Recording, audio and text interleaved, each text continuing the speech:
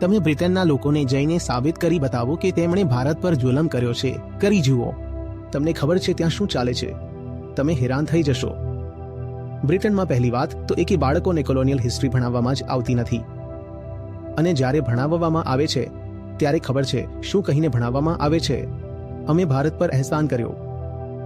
ભારત એક ખૂબ જ પછાત અને બર્બર દેશ હતો અને અમારા પર વ્હાઇટ મેન્સ બર્ડન હતું. વ્હાઇટ મેન્સ બર્ડન એટલે કે ગોરા માણસ પર એ જવાબદારી છે કે તે આ અશિક્ષિત ભૂરા અને કાળા લોકોને જઈને સભ્ય બનાવે.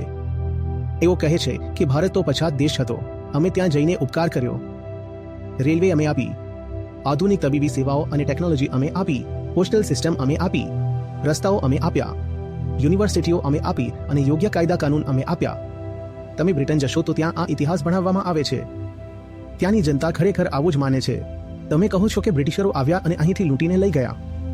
તેઓ કહે છે કે લૂંટીને નથી લઈ ગયા, અમે તો તમને આપીને ગયા છીએ. તેઓ કહે છે તમારા પર રાજ કરીને અહેસાન કર્યો છે કારણ કે અમે જ તમને સભ્ય બનાવ્યા, નહીં તો પોતાની હાલત જુઓ.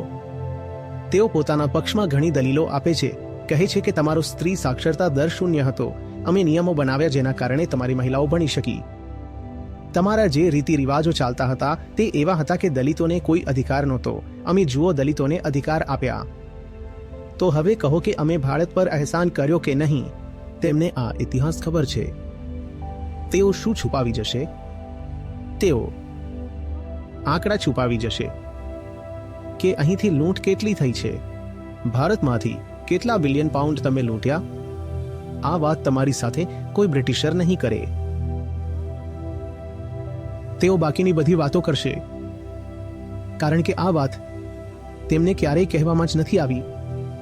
બધી સરકારો પોતાના લોકો સાથે જૂઠ બોલે છે. બાંગ્લાદેશના પુસ્તકોમાં 1971નું જે યુદ્ધ છે તમને શું લાગે છે? તેમાં ભારત પ્રત્યે કૃતજ્ઞતા છે કે ભારતે આવીને અમને આઝાદીમાં મદદ કરી. બાંગ્લાદેશી પુસ્તકોમાં 1971ની લડાઈમાં ભારત બિલકુલ હાંસ્યા પર છે. તેઓ કહે છે કે બધી લડાઈ અમે પોતે જ લડી લીધી. અમારી મુક્તિ વાહિની હતી અને તે અમારો એક સ્વદેશી સંઘર્ષ હતો જેનાથી અમે પાકિસ્તાનને અહીંથી ભગાડી દીધું. ભારતે શું કર્યું? ભારતે કંઈ નથી કર્યું. ત્યારે જ તો આવો ઇતિહાસ ભણી ભણીને હવે તેઓ તૈયાર થઈ રહ્યા છે કે અમારે ભારત સાથે હવે લડાઈ કરવી છે. કારણ કે ત્યાંની સરકાર પણ પોતાના એજન્ડાને લીધે પોતાના લોકો સાથે જૂઠ બોલી રહી છે.